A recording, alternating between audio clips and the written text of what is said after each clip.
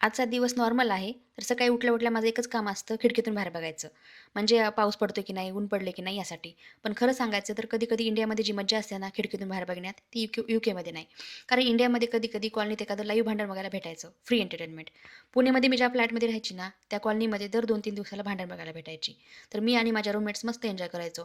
कुणी किचनच्या खिडकीमध्ये बसून, तर कुणी हॉलमधल्या खिडकीमध्ये बसून. पण ती मज्जा इथे कुठे? इथे एवढी शांतता असते, की असं वाटतं मी म्यूट मोडमध्ये राहते की काय?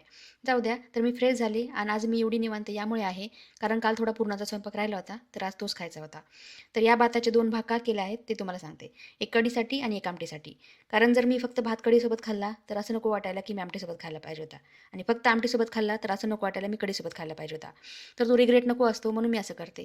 थोडं वेगळं वाटेल तुम्हाला ऐकायला, पण ही लहानपणापासूनची सवय आहे.